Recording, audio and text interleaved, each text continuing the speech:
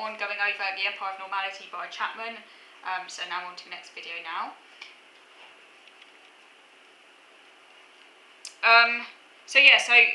I've mentioned how middle-class, cognitively abled white people came to see themselves as naturally closer to the idealised normal when compared to disabled, black or working class and women, etc.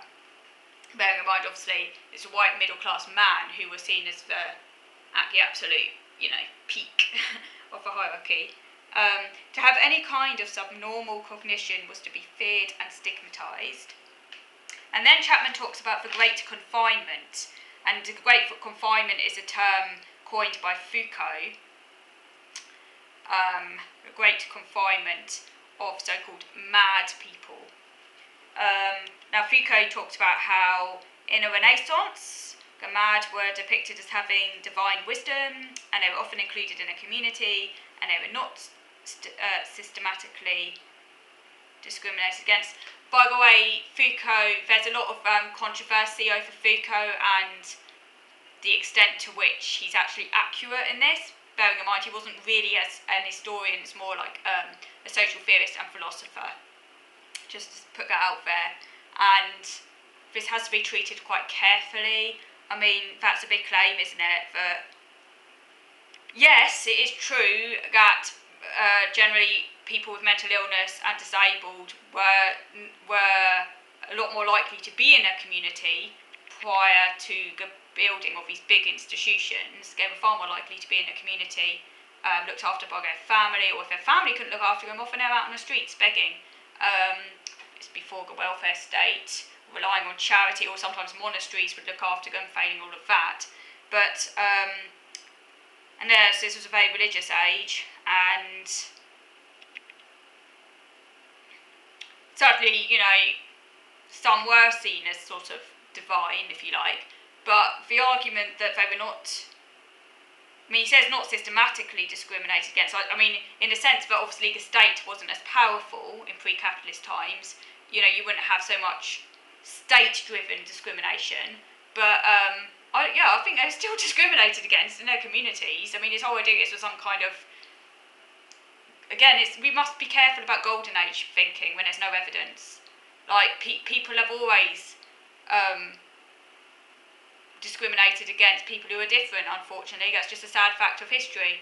And if anything, I mean, the evidence would suggest that they were more brutal towards disabled people back then, because it was in this pre-scientific age. They didn't understand it. It would often be seen as like character failings, or like a sin or something, or divine judgment or whatever, or taken over by evil spirits. So there's no evidence for it being like a golden age. I mean, come on.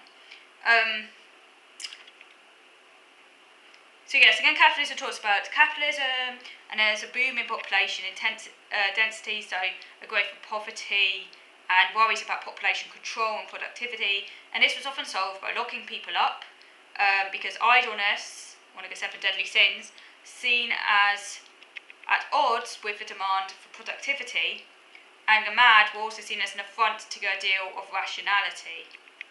So asylums emerged, and there was also segregation of the able poor into workhouses. And new legislation arose, for example, the New Poor Law of 1834, which was intended to reduce the cost of poor relief. And this made it mandatory for parishes to construct workhouses, and then more of population fell beyond capitalism's new standards of functioning. As more of population fell beyond capitalism's new standards of functioning, as capitalism intensified. And then he talks about the birth of psychiatry around the mid-19th century. So,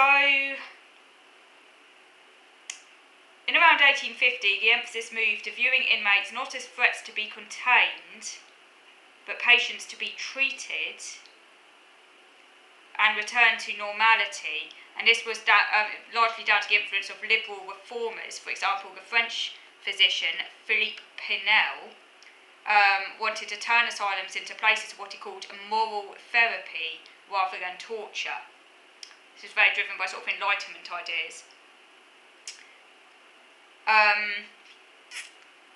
The labour pool was seen as manipulable human material whose yield could be enlarged through careful management rationally designed to transform its value as an economic resource. So Gamad were to be treated and then returned to work.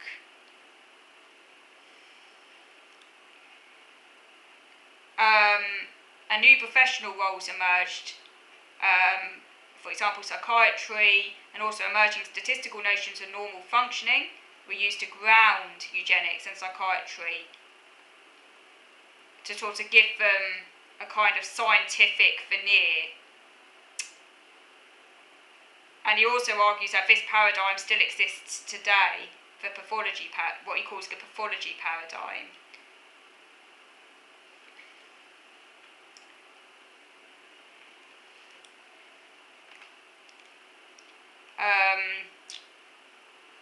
So new professional roles emerge, such as psychiatry,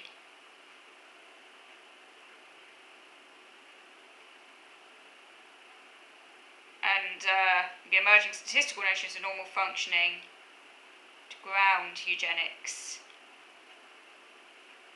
and the psychiatric, what he calls the psychiatric paradigm that still exists today. Now that's a bit of a claim that it still exists today, because that would imply that the psychiatric paradigm, that psychiatry is still thoroughly tainted by eugenic theory, and I don't think there's any evidence for that.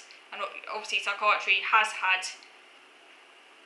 often kind of joined forces with eugenics, and has had quite an unsavoury past in some areas, in some ways. But that doesn't mean that psychiatry today is still corrupted by that. I mean, that's a bit of a claim, and I don't really agree with that. I mean, that's a sweeping claim.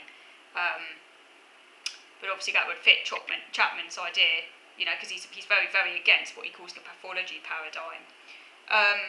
So Chapman talks about the beginning of empire of normality, what he calls the empire of normality, which he very much links with the rise of capitalism and the birth of a concept of normality. And he says this led to a new apparatus, carceral systems and institutions, as populations were systematically ranked, positing it as part of a timeless natural order. And he says that Francis Galton, that's Darwin's cousin by the way, developed the pathology paradigm, and he says that this is the same paradigm that the neurodiversity movement later arose to name and resist. So he's linking modern day psychiatric approaches to Francis Galton. And again, I'd say that is something that I feel is rather unfounded. Do let me know what you think, but I don't think that modern day psychiatry can be accused of being Galtonian. I mean, that's quite a big claim. That would imply that modern day psychiatry is essentially eugenicist. I've had experiences with psychiatrists, I don't think they're eugenicists, personally. That's quite a big claim, so let me know what you think about that. Francis Galton from the UK, he learned to read by age 2, and he was a child prodigy. He was obsessed with genius, a term that he himself identified with. Was he autistic? Now, that's my note. That would be interesting, wouldn't it? If he was autistic. I mean, it's possible. And he was obsessed with ranking humans. He would have been considered close to the top of their imagined statistical order in terms of phrenology, and he was obsessed with heredity, and he saw middle-class white men as superior, and he coined eugenics. Galton's paradigm was then taken up by Kraepelin, who's the father of modern psychiatry, and it's the basis of this approach that has remained dominant.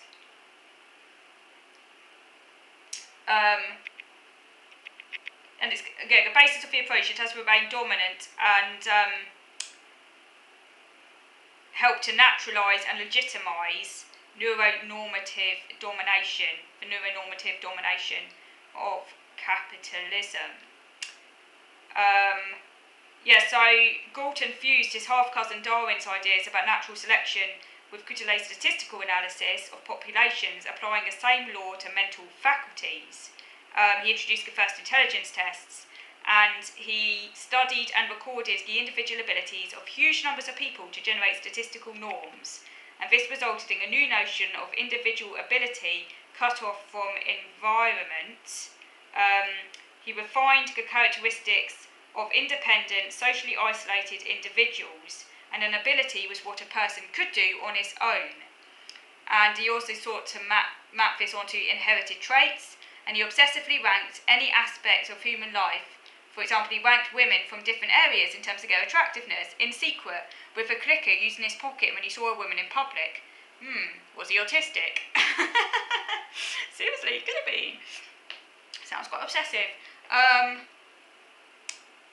Galton saw the average as something to be overcome, rather than being the ideal state that Quetelet envisioned. So he saw that he wanted people to become like almost super normal, not just normal, as it were. Anyway, I'm going to stop now, and I'm going to come back to this next time. So thank you for watching.